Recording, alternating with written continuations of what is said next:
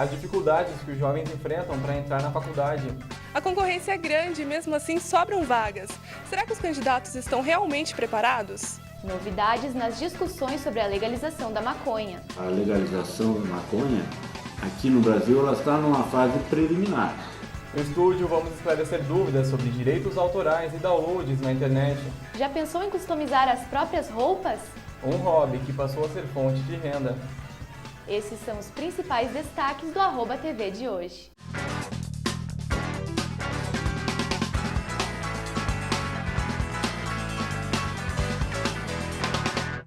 Olá!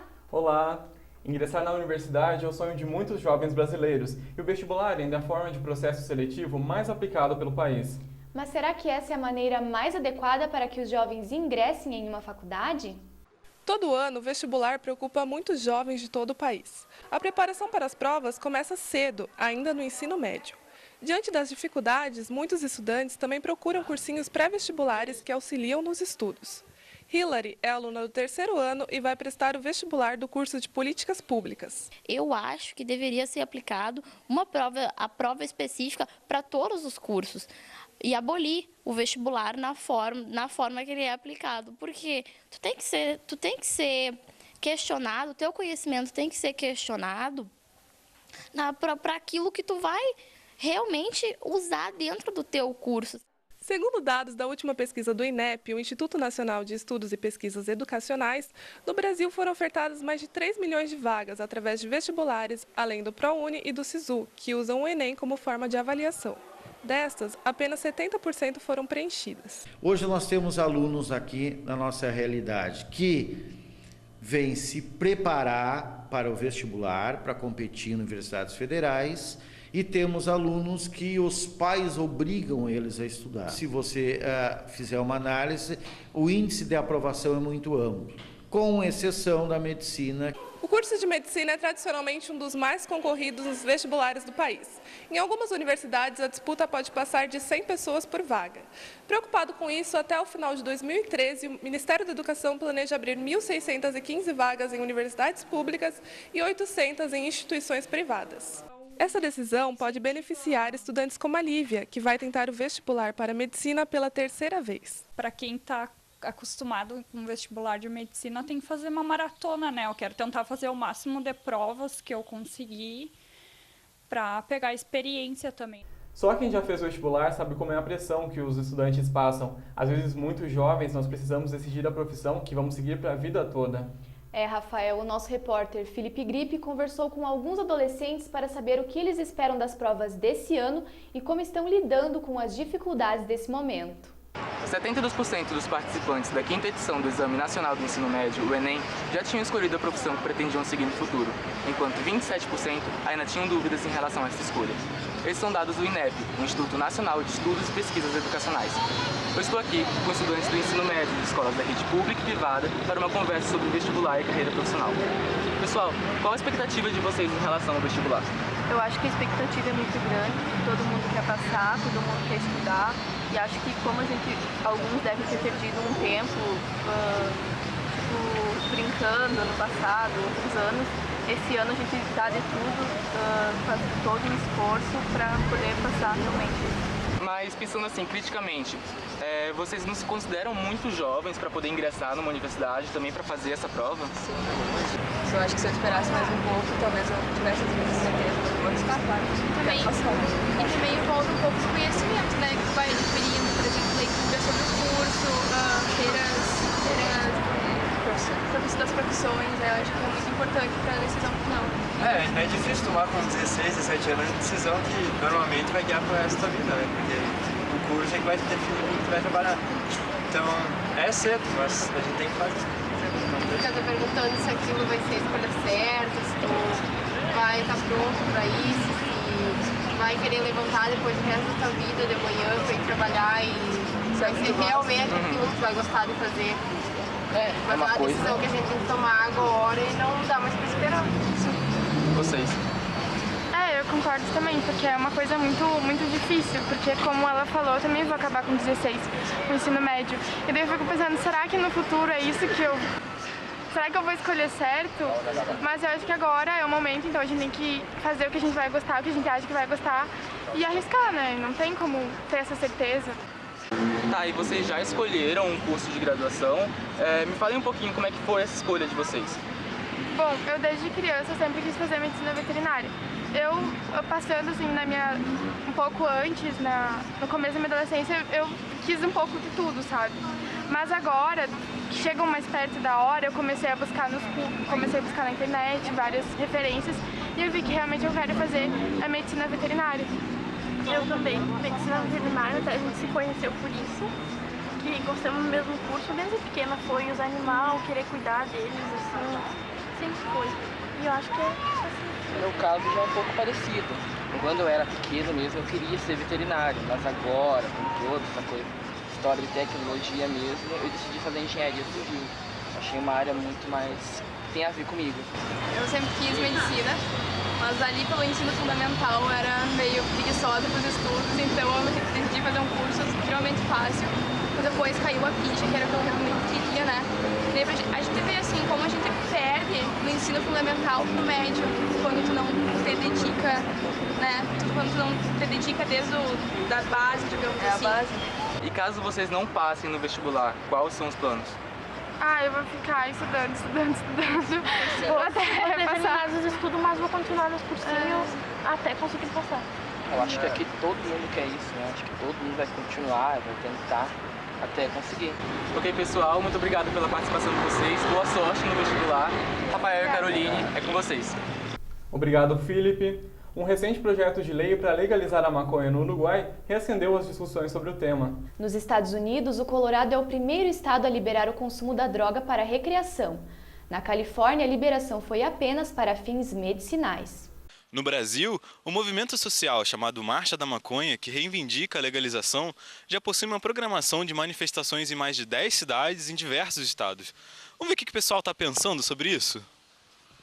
Você é contra ou a favor da legalização da maconha no Brasil? Eu sou contra. Eu sou completamente a favor da legalização da maconha. Favorece o tráfico, dinheiro pro tráfico. Eu sou a favor, porque quem quiser fumar vai continuar, quem não quiser não precisa. Eu penso que é um vício. Eu acho que tudo aquilo que vem prejudicar a saúde deveria ser evitado. É uma droga muito boa, cara. É calmante, serve para outras coisas. Sou contra. Sou a favor, acho que o país tem outros assuntos mais importantes para debater. Porque eu acho que tem muita coisa que tem que ser mudada no Brasil e atualmente a gente não está ainda em vigor de ver isso. Tem muita coisa que tem que ser mudada, as nossas leis. Esse é o principal foco do debate, daqueles que são contrários e aqueles que são favoráveis.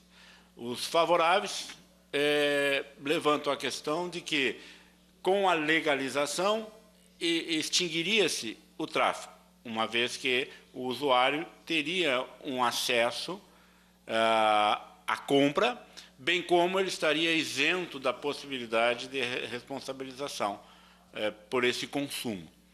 Por outro lado, os que são contrários levantam duas questões. A primeira é em relação aos benefícios ou malefícios que a maconha traria ao organismo humano.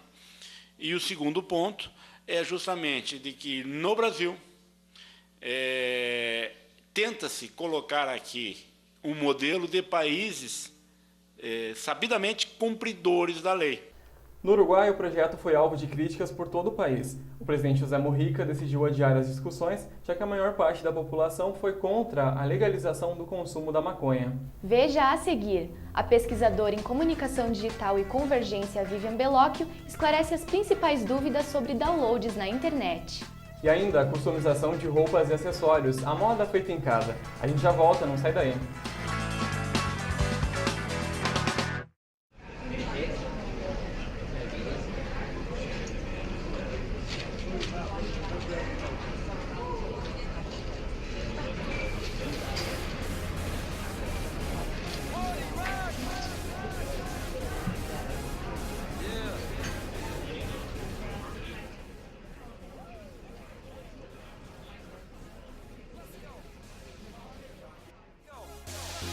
Rockets in the house tonight. Everybody just have a good time. And we gon' make you lose your mind. Everybody just is in the house tonight. Opa! Amigo, Começar? eu preciso de uns pneus novos pro carro. O que você tem aí? Opa, passa aqui. Eu tenho esse pneu aqui, que é de primeiríssima qualidade, classe A, Goodyear. Mas, caso você queira, eu tenho esse outro aqui. É bom, é barato, é uma mão na roda. É mais barato, né? Tá, pode ser esse aí mesmo. Boa sorte! O que aconteceu, amigo? Pô, cara, tu me vendeu um pneu e falou que ele era bonzinho? Então, rapaz, eu te falei! Esse pneu é uma mão na roda!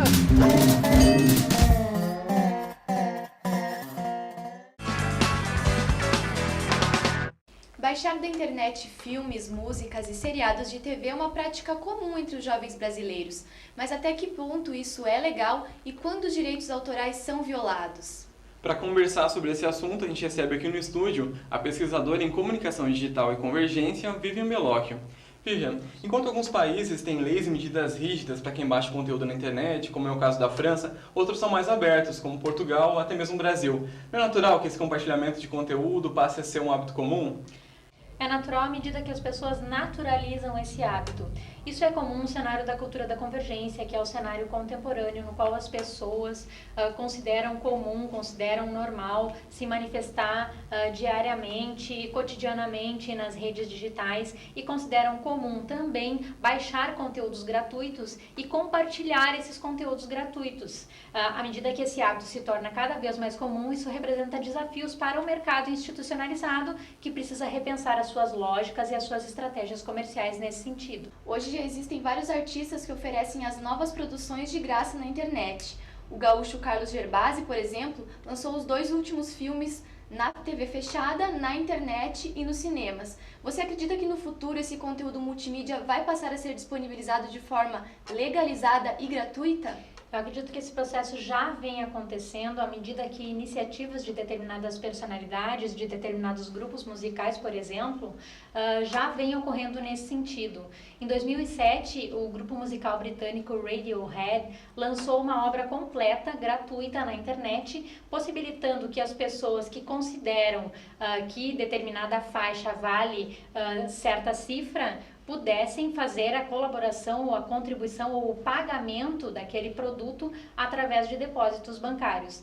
Então, é uma lógica que segue essas tendências do cenário da cultura da convergência que permitem, então, que as pessoas pensem em outras estratégias diferenciadas para aproveitar justamente esse comportamento diferenciado do consumidor, diferente do público, que gera outros interesses e, portanto, então, implica na necessidade de novos empreendimentos nesse sentido. Agora, em tempos de convergência midiática, é possível uma realidade em que produtoras e estúdios ofereçam conteúdo gratuito na internet, mas sem que isso prejudique o faturamento?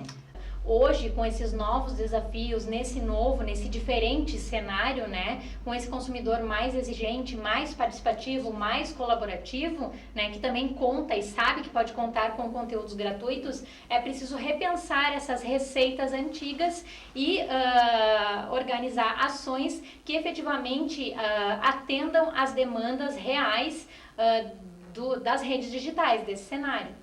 Obrigada, Vivian, pela sua participação aqui no programa. Eu que agradeço pela oportunidade de colaborar com a @TV.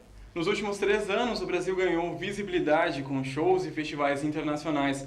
Ainda assim, alguns eventos são cancelados por falta de apoio e até mesmo questões financeiras. Acompanhe o comentário de Nicolas Ribeiro e Renan Guerra sobre o que vai rolar nos festivais brasileiros de música este ano e os principais problemas enfrentados na realização de shows de grande porte. Rock em Rio, Lollapalooza, SWU, Planeta Terra. Existem opções de grandes festivais para todo o mundo. O Rock in Rio traz em setembro grandes atrações para o país, como Beyoncé, Justin Timberlake, Alicia Keys e Iron Maiden.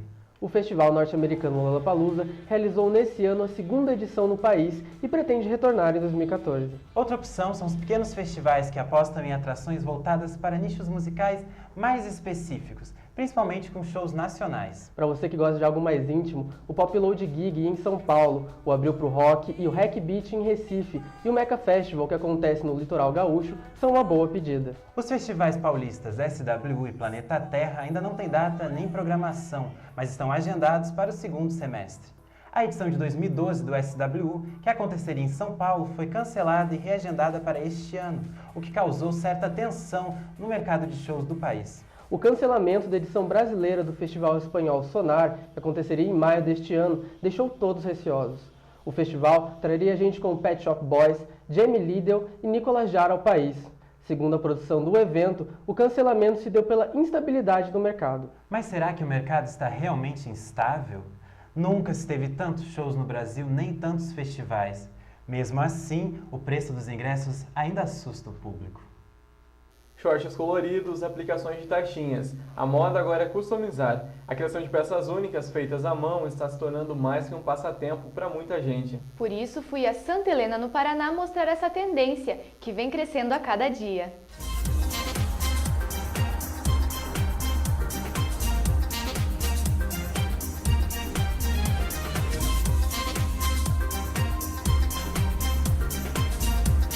A customização está com tudo. Com ela é possível transformar qualquer peça antiga em uma exclusividade. Mesmo não sendo recente, a personalização tem se tornado mais que um hobby. Muitas mulheres utilizam a criatividade para chegar a looks únicos, tornando isso também uma fonte de renda. Luna faz customizações em roupas e acessórios há 2 anos. Faz 6 meses que ela e uma amiga investem nessa atividade. A divulgação das produções é feita na internet. Fui fazendo para mim as customizações nas minhas roupas, das minhas coisas, e as pessoas gostaram e pediram para mim fazer para elas também, para elas poderem usar umas coisas diferentes que as outras pessoas não têm. Franciele é operadora de caixa, mas é nos finais de semana que dá conta das encomendas que recebe. Ela aprendeu a técnica sozinha e faz com que peças esquecidas no armário fiquem cheias de estilo. Comecei fazendo uma brincadeira para minha amiga, que eu fiz para ela ir na faculdade, um dia uns shorts, e ela gostou e eu comecei a fazer para o pessoal. Aí eu olhava algum modelo na internet e tal, nem via como fazia, só olhava o modelo, ia lá e tentava fazer igual. E daí fazia para as pessoas e quando eu comecei a vender. Os valores são acessíveis. Com R$ 60 é possível adquirir uma peça customizada. E para transformar algo que você já tem no guarda-roupa, o preço fica em torno de R$ 25. Vale a pena, principalmente se você já tem uma peça e, na verdade, é para renovar, né? Porque quem sabe você nem vai usar mais. Aí você vai lá, pede para ela fazer e fica uma peça nova e única. Taxinhas, spikes, tie-dye. Vale tudo para deixar uma roupa com a sua cara. O Arroba TV de hoje fica por aqui. Assista agora o programa Geração Saúde. Até mais! Tchau!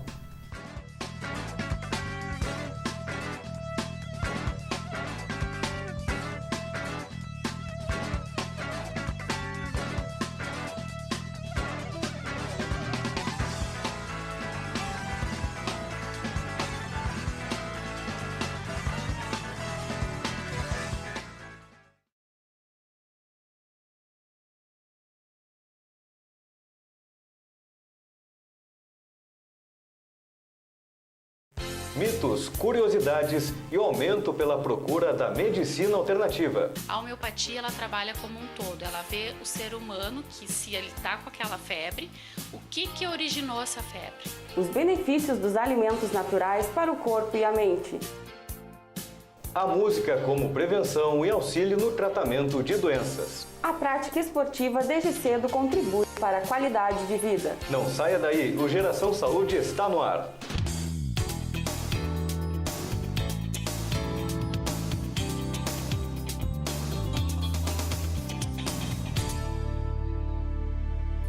Olá! Olá! Há mais de 5 anos, a homeopatia deixou apenas de ser um sistema terapêutico. Isto fez com que aumentasse a procura e a especialização na área. Mas o que podemos chamar de homeopatia e o que a difere da fitoterapia? Vamos saber um pouco mais sobre medicina alternativa na reportagem de Luiz Brisa. Com o reconhecimento da Associação Médica Brasileira, a homeopatia passou a ser uma especialidade médica. Algumas faculdades registraram um aumento de 30% na procura pela especialização na área. Apesar de ser uma prática bastante antiga, muitas pessoas ainda confundem Homeopatia com fitoterapia. Que a fitoterapia, o que ela faz? É toda a matéria-prima para se fazer produtos fitoterápicos a partir de plantas, que são os chás, as cápsulas fitoterápicas, as tinturas. E a homeopatia, a matéria-prima para manipulação, envolve os 3 reinos: animal, vegetal e mineral. Há mais de 20 anos, a Pastoral da Saúde de Santiago trabalha com medicina alternativa, mais especificamente a fitoterapia, na produção de xaropes e outros medicamentos utilizando ervas medicinais. Um espaço que mistura ciência e fé.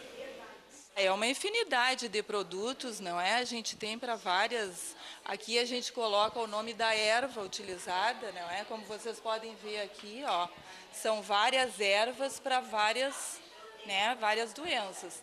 O trabalho desenvolvido pela Pastoral da Saúde tem a tutela do padre Paulo Velin, autor do livro A Vida Cura a Vida. Em Santiago, o projeto funciona com contribuições dos próprios beneficiados e da prefeitura. Os medicamentos são vendidos ao valor de R$1 ou R$2. Mas a gente pede assim, ó, uma contribuição de R$1 pelo vidro de xarope, de propolina, pomadas que a gente faz. Mas as pessoas às vezes trazem mel, o resto a gente compra. Toda a produção dos medicamentos é realizada na unidade central.